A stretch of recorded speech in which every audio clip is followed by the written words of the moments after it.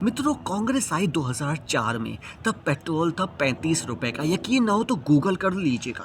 फिर 2014 तक कांग्रेस सही रही और तब था पेट्रोल 73 रुपए का। मतलब क्या हुआ? मतलब कि 35 इंटू 2 70 रुपए से भी ज़्यादा, 73 रुपए।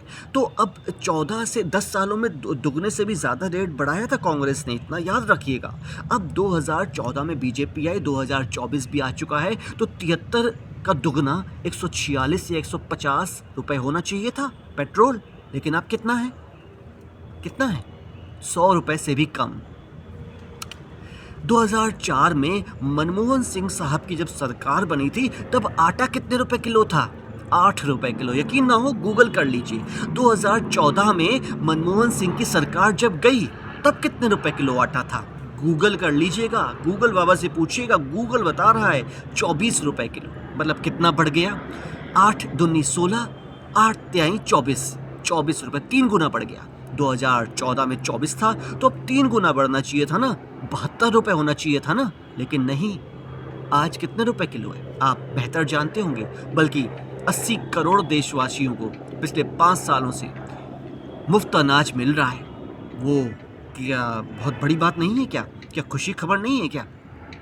2004 में जब मनमोहन सिंह साहब की सरकार बनी थी तब चीनी कितने रुपए किलो थी? गूगल कर लीजिएगा। लेकिन मैं बताता हूँ 13 रुपए किलो, 13-14 रुपए किलो थी या 12-13 रुपए किलो थी। लेकिन 2014 में जब मनमोहन सिंह साहब की सरकार गई तब गूगल से पूछ लेना, 38 रुपए किलो चीनी थी। मतलब कितना? 13 दूनी 26, 13 तिहाई 39, 38 39। देखिए 3 गुना दाम बढ़े। 2014 में बीजेपी आई, 2024 आ चुका है, तो अब 39 का 3 गुना तकरीबन 117 रुपए होनी चाहिए थी चीनी 1 किलो। लेकिन कितनी है आप बेहतर जानते होंगे। 2004 में मनमोहन सिंह साहब की जब सरकार बनी थी तब सरसों का तेल 35 रुपए लीटर था। लेकिन 2014 में जब मनमोहन सिंह साहब की सरकार गई, कांग्रेस की सरकार गई, तब सरसों का तेल जो था गूगल कर लीजिएगा, लेकिन मैं बताता हूँ 100 रुपए लीटर था। यानी कि 35 दूना 70, 35 तिहाई 105, 3 गुना दाम बढ़े। 2014 में अगर 100 रुपए लीटर था तो 2024 में 3 गुना बढ़ना चाहिए था। 100 दूनी 200, 100 तिहाई 300। लेकिन आज सरसों के तेल का क्या दाम है आप बेहतर जानते हैं। देखिए, फैक्ट के साथ बात कर रहा हूँ, सच्चाई के साथ बात कर रहा हूँ। वो सच्चाई जो गूगल बाबा बताते हैं। दुनिया का सबसे ज्ञानी, महाज्ञानी, परम ज्ञानी आजकल कोई है तो गूगल बाबा हैं। गूगल बाबा से पूछ लेना, कोई झूठ नहीं बोल रहा। 2004 में जब मनमोहन सिंह साहब की सरकार बनी थी तब चांदी 7,000 रुपये किलो थी। 2014 में मनमोहन सिंह साहब की सरकार गई तब चांदी थी 70,000 रुपये किलो। मतलब कितना? 7 का 70, 10 गुना दाम बढ़ गए। 2024 में अब जब मोदी जी की सरकार है तो 7 लाख रुपए किलो होनी चाहिए थी चांदी। लेकिन कितनी है आप बेहतर जानते हैं।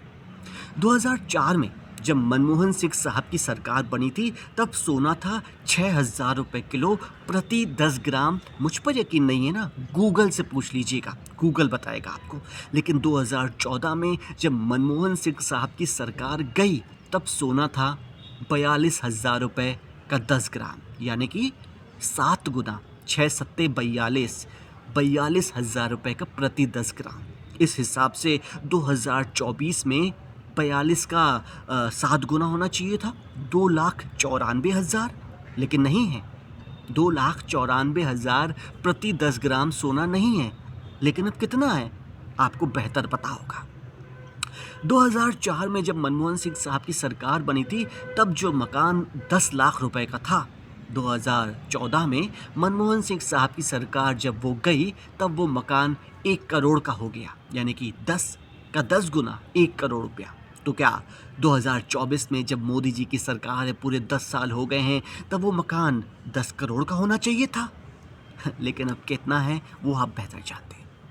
देखिए साथियों, अपनी अपनी तरफ से अपने आप को बेहतर हर कोई कहता है। एक चोर, एक गुंडा, एक बेईमान, एक संत या कोई भी शरीफ या बेईमान, हर इंसान अपने आप को तो अच्छा कहता ही। लेकिन अच्छा वो है जिसे दुनिया अच्छा कहे। नमस्कार दोस्तों, बहुत सारे ऐसे लोग हैं जो यदाकदा आजकल मोदी जी से परेशान हैं। कुल 3 तरह के लोग इस दुनिया में पाए जाते हैं। पहले वो जो कि अपनी मुश्किल से परेशान हैं, दूसरे वो जो कि दूसरे के सुख से परेशान हैं और तीसरे वो जिनको मोदी जी से कोई भी परेशानी नहीं है, कोई भी तकलीफ़ नहीं है, फिर भी मन ही मन जाने क्यों परेशान हैं। जी हाँ, कुछ लोग ऐसे भी हैं जो आजकल महंगाई का रोना रोते हैं, लेकिन एक सच्चाई ये भी है कि 2014 में हिंदुस्तान पूरे दुनिया में 10वें नंबर का देश था, लेकिन आज वो 5वें नंबर का बन चुका है। इसकी बात की खुशी किसी को नहीं है। कुछ लोग ऐसे हैं जो मानते हैं कि महंगाई बहुत बढ़ चुकी है। मैं पूछना चाहता हूँ कि भारत जैसे देश में 2004 में किसी चीज़ के रेट क्या थे? 2014 में कितने गुना बढ़े? 2024 में कितने गुना बढ़ गए और कितने गुना बढ़ने चाहिए थे? वो सारी बात मैं आज आपको बताऊंगा। एक सच्चाई से रूबरू करूंगा, वीडियो को पूरा देखिएगा। मनमोहन सिंह सरकार के 10 सालों में प्रॉपर्टी की कीमत 10 से 20 गुना बढ़ी। आप बेहतर जानते हैं, नहीं जानते हैं तो गूगल कर लीजिएगा। जिसे मोदी जी के कार्यकाल में महंगाई लगती हो, वो खुली आंखों से, खुले मन से और खुले दिमाग से, आंखों से चश्मा हटा के, मन से पर्दा हटा के देखे, खुली आंखों से देखे कि कांग्रेस के शासनकाल की तुलना मोदी साहब के शासनकाल से करें तो भारत देश की कितनी खुशकिस्मती थी कि 2014 में मोदी जी प्रधानमंत्री बन गए। अन्यथा इतनी बड़ी जनसंख्या के साथ आज विश्व भर की मंदी के दौर में, जब श्रीलंका की कंगाली, बांग्लादेश की कंगाली और पाकिस्तान की कंगाली से भी बुरी स्थिति है, भारत कहाँ खड़ा होता? उन्हीं के साथ, क्योंकि इन सबसे 10 गुना से भी ज़्यादा हिंदुस्तान की जनसंख्या है। अब बताइए किस किस को महंगाई ज़्यादा लगती है? आप कह सकते हैं मैं अंधभक्त हूँ। हाँ, मैं अंधभक्त हूँ, क्योंकि अंधभक्त होना चाहिए। आप भगवान को कभी नहीं देखा है, लेकिन भगवान की भक्ति करते हैं, अंधभक्ति। माता पिता को आपने बचपन में जब कुछ भी नहीं जानते थे तब भी आप उनकी अंधभक्ति करते थे कि नहीं करते थे? जो माता पिता कहते थे ये खा लो बेटा, खाते थे। सर, आपके टीचर जी आपको बोलते थे बेटा 2 और 2 4 होता है, आपने उनकी बात मानी, उनकी अंधभक्ति करी, क्योंकि आपको नहीं पता था 2 और 2 कितना होता है। इसी प्रकार से मोदी जी की अंधभक्ति करना कुछ भी बुरा नहीं, क्योंकि मोदी की जो सरकार है, बीजेपी की जो सरकार है, वो देश का ही भला कर रही है। इससे ज़्यादा मैं क्या कहूँ? खुली आंखों से आप देख सकते हैं, खुले दिमाग से आप देख सकते हैं।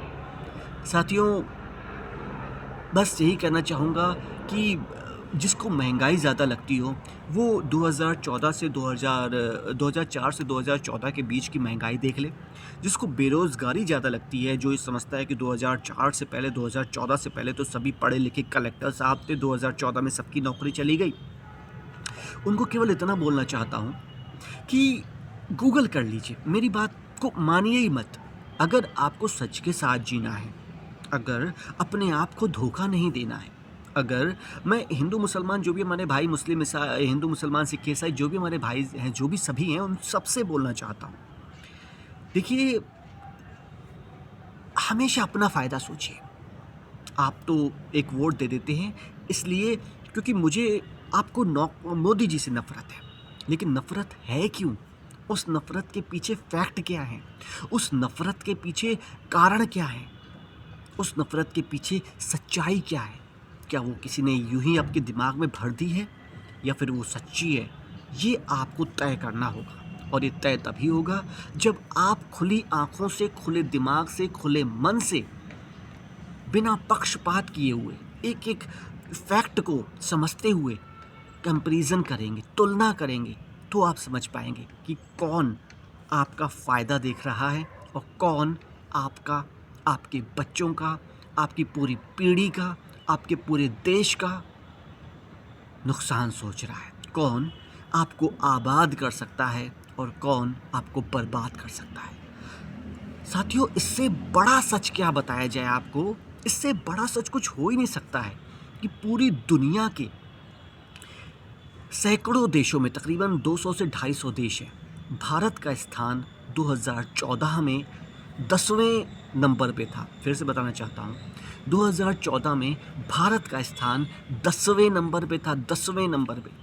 10 सालों में मोदी जी ने 5वें नंबर पे ला दिया है और कहते हैं कि मुझे 5 साल और दो, मैं तीसरे नंबर पे ले आऊँगा। इससे बड़ा सबूत और हो क्या सकता है, मुझे बताइए। आप देखिए, हर किसी को तो कोई खुश नहीं कर सकता है। एक परिवार में अगर 10 लोग हैं और जो गृहस्थ का मालिक है, मेन आदमी है, वो कहे कि मैं अपने चारों बच्चों को एक समय खुशी कर सकूं, अपने माता-पिता को एक समय खुश कर सकूं, अपने भाई, अपने बहन को एक समय खुश कर सकूं, अपनी बीवी को एक समय खुश कर सकूं, 10 लोगों का परिवार है, उन सबको एक समय पे खुश कर सकूं, तो ये पॉसिबिलिटी नहीं है, कहीं हो ही नहीं सकता है। लेकिन हाँ, अगर आपने 10 में से 8 को खुश कर दिया, 7 को खुश कर दिया, 6 को खुश कर दिया या कम से कम 5 को भी खुश कर दिया, तो भी आप अच्छे गृहस्थ के मालिक कहलाए जाएंगे। उसी प्रकार से मोदी जी 10, 20, 50 नहीं, 100 नहीं, 100 करोड़ भी नहीं, 140 करोड़ जनता को खुश करना चाहते। सबको तो एक समय खुश नहीं कर सकते, लेकिन ये आपको सोचना है कि आप अगर मोदी जी से खुश नहीं हैं तो भला क्यों खुश नहीं हैं। कोई कहते हैं कि हिंदू मुसलमान के दंगे करवाती है बीजेपी। मैं इस बात का भी पुरजोर विरोध करता हूँ, क्योंकि देखिए, अभी बहुत सारे देश ऐसे हैं जिनमें आपस में लड़ाई झगड़े होते रहते हैं, और वो लड़ाई झगड़े ना एक दिन में शुरू हुए थे, ना एक दिन में ख़त्म होते हैं। 1947 में जब हम मुसलमान भाइयों का, हम आपस का जो झगड़ा था, उस समय तो बीजेपी कहीं थी नहीं, लेकिन उस समय भी दंगे हुए।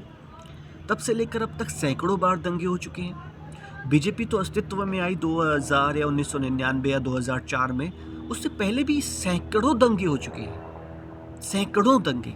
तो आप ऐसा कैसे कह सकते हैं कि भाई बीजेपी दंगे करवाती है? देखिए, कोई भी बात कीजिए बिना फैक्ट के ना कीजिए, बिना सबूत के ना कीजिए, क्योंकि अगर आप ऐसा करते हैं ना, तो उसमें कहीं ना कहीं आप खुद को धोखा देते हैं। आप अपने बच्चों के भविष्य के साथ खिलवाड़ करते हैं। आप अपने माँ बाप जो आपको परवरिश दी है, उनके साथ मजाक करते हैं। जो भी कहिए, जो भी सोचिए, जो भी करिए, उसके पीछे एक कारण ऐसा होना चाहिए जिसमें आपका फ़ायदा हो। मेरा ना हो चलेगा, आपका फ़ायदा हो। मेरा फ़ायदा मत सोचिए, अपना फ़ायदा सोचिए।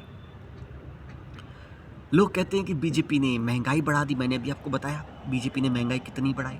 250 रुपये का 1 GB मिलता था इंटरनेट। लोग तरसते थे वीडियो देखने के लिए। जी हाँ, तरसते थे, लिटरली तरसते थे कि MB ख़त्म हो जाएगा, KB ख़त्म हो जाएगा।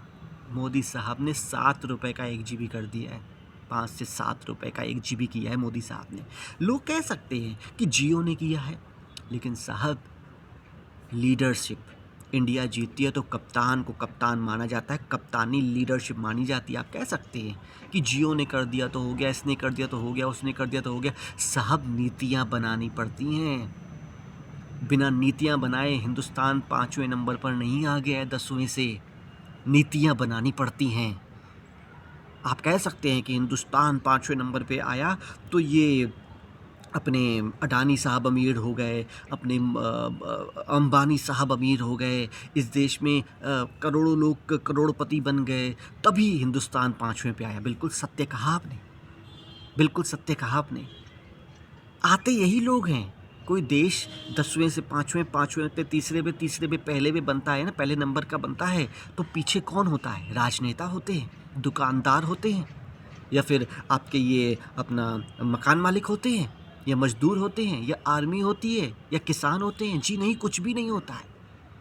कोई देश 10वें से 5वां, 5वें से तीसरा और तीसरे से पहले नंबर का जब होता है ना, तो केवल और केवल उस देश के पास कितना पैसा है, उस देश के बिजनेसमैन कितने करोड़पति, अरबपति, खरबपति हैं, उस बात से देश धीरे धीरे ऊपर बढ़ता जाता है।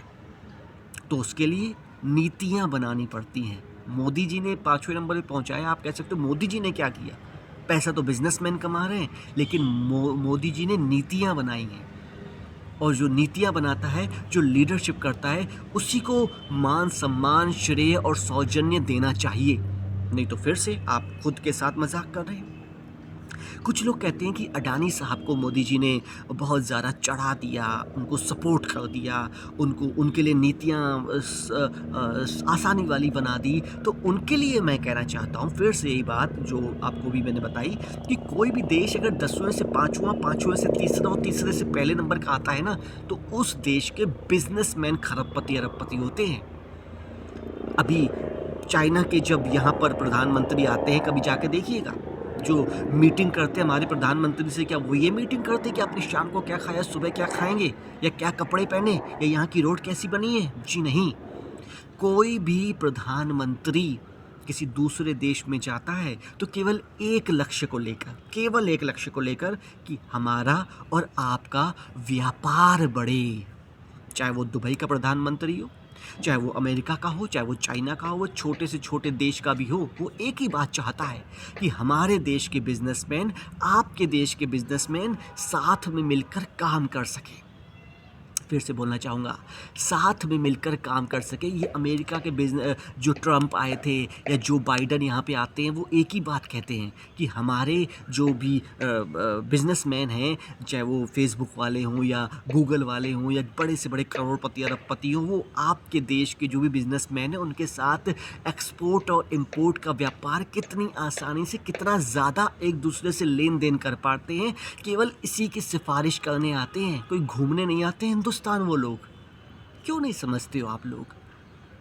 क्यों नहीं समझते हो कि जब मोदी जी ने अगर मान भी लिया 1% की अदानी जी का फ़ायदा किया है, तो अपने देश के बिजनेसमैन का फ़ायदा किया है ना, किसी बाहरी लोगों का तो फ़ायदा नहीं किया है ना। अदानी साहब अगर अरबपति खरबपति हैं तो वो लाखों लोगों को नौकरियां भी तो देते हैं। इस देश में विदेश की कंपनियां आएँ, वो आपको नौकरी पर रखें, वो आप पर हुक्म चलाएं, वो आपको सैलरी बांटे, आपको चलेगा, या आपके देश का कोई बंदा पूरी दुनिया में सबसे अमीर बन जाए, आपके देश का कोई बंदा आपको नौकरी दे, वो चलेगा। फिर से बोलना चाहूँगा, मन को खोल के, आंखें खोल के, खुले दिमाग के साथ अपना फ़ायदा सोचिए। फिर से बोलना चाहता हूँ, अपना फ़ायदा सोचिए, अपना फ़ायदा सोचिए। आप अगर अपना फ़ायदा सोचेंगे तभी देश का फ़ायदा होगा। अपना फ़ायदा मतलब अपने बच्चों का फ़ायदा, अपने भविष्य का फ़ायदा। क्योंकि कुछ लोग ऐसे हैं आज के डेट में जो कि मोदी जी से गुस्सा रखते हैं, गिला रखते हैं, पता नहीं क्यों, कारण नहीं बताते, बस बोलते मोदी जी गंदे हैं, मोदी जी खराब हैं, मोदी नहीं चाहिए। क्यों नहीं चाहिए? कोई जवाब नहीं। महंगाई बढ़ा दी, इस वीडियो को पूरा देखिए, मैंने बताया महंगाई मोदी जी ने बढ़ाई नहीं, घटाई है। मोदी जी ने दंगे करवाए, हिंदू मुसलमान करवाए, ऐसा है ही नहीं। ये तो हज़ारों सालों से हिंदू मुसलमान चल रहा है। 1200 ईस्वी से हिंदू मुसलमान चल रहा है, 1200 के बाद 1300, 1400, 1500, 1600 आया। कितने हिंदू लोग चले गए, कितने मुसलमान लोग चले गए। आप हिंदू भाई, आप मुस्लिम भाई, आप ज़रा सोच के देखिए कि बीजेपी हिंदू मुसलमान कैसे करवा सकती है। 12वीं शताब्दी से लड़ाइयाँ चल रही हैं, अभी तक चल रही हैं, चलती रहेंगी। बीजेपी ने महंगाई, बीजेपी ने अडानी को साथ दिया, मैंने बता दिया। विदेश का कोई प्रधानमंत्री यहाँ पर आता है तो क्या करता है? अपने देश के बिजनेसमैन की बढ़ोतरी के लिए। अभी चाइना के प्रधानमंत्री आए तो क्या करने आए थे? घूमने आए थे? लाल किला देखने आए थे? ताजमहल देखने आए थे? जी नहीं साहब। वो यहाँ आते हैं कि उनके जो देश के बड़े बड़े अरबपति खरबपति हैं, उनका व्यापार हिंदुस्तान से किस प्रकार आसानी से हो सके, कि नीतियाँ कितनी आसानी से अच्छी बन सके, ताकि उनके देश के लोग जो हैं बड़े बड़े करोड़पति यहाँ पे आके अपनी फैक्ट्रियाँ चलवाएं। तो बीजेपी ने अगर, मोदी जी ने अगर अडानी का साथ दे दिया तो कौन सा आपका नुकसान कर दिया, आपका फ़ायदा किया है साहब। नहीं तो बाहर की कोई कंपनी आके आपको अपनी उंगलियों पे नचाती, आपको सैलरी देती। अडानी आपको सैलरी दे रहे हैं, आपके घर से क्या जा रहा है मुझे बताइए। एक इंसान अगर बहुत बड़ा बन गया है, देखिए बिजनेसमैन के साथ राजनीति का पुराना ही किस्सा है। बिना बिजनेसमैन के राजनीति हो नहीं सकती, चाहे किसी भी दौर की बात की जाए। और बिना राजनीति के बिजनेसमैन अरबपति खरबपति बन नहीं सकते, किसी भी दौर की बात की जाए। मुद्दा केवल ये कहता है कि आप क्या उन बिजनेसमैन को पाल रहे हैं। 2004 से 2014 के बीच में आप देख सकते हैं 2G घोटाला हुआ, आदर्श घोटाला हुआ। घोटालों की तो बाद में मैं दूसरा वीडियो बनाऊंगा, लेकिन 2004 से 2014 के बीच में आप गौर फरमाइएगा, नीरव मोदी साहब, माल्या साहब 4 से 14 के बीच में ही करोड़ों अरबों का लोन लिए थे। हालांकि भागे 2014 के बाद में, लेकिन लोन कब लिए थे, डिफ़ॉल्टर कब साबित हुए थे, ये आप ज़रा गूगल कीजिएगा, मेरी बात को सच मत मानिए, गूगल करके देखिए, आपको सब पता चल जाएगा। तो साथियों, कुछ लोग ऐसे होते हैं जो कि आप कह सकते हैं कि मोदी जी बुरे हैं, लेकिन एक बात, आखिरी बात बोलना चाहूँगा कि राजनीति में लड़ाई अच्छे या बुरे की नहीं होती है। राजनीति में लड़ाई होती है कम बुरे की। अगर आप कम बुरे हैं तो आप अच्छे हैं, अगर आपने कम घोटाले किए हैं तो आप अच्छे हैं, अगर आप कम बेईमान हैं तो आप अच्छे हैं। ये पूरी दुनिया का उसूल है। नमस्ते दोस्तों, उम्मीद करता हूँ कि आपको वीडियो पसंद आया होगा। मिलते हैं अगली बार फिर किसी नई कहानी के साथ। नमस्कार।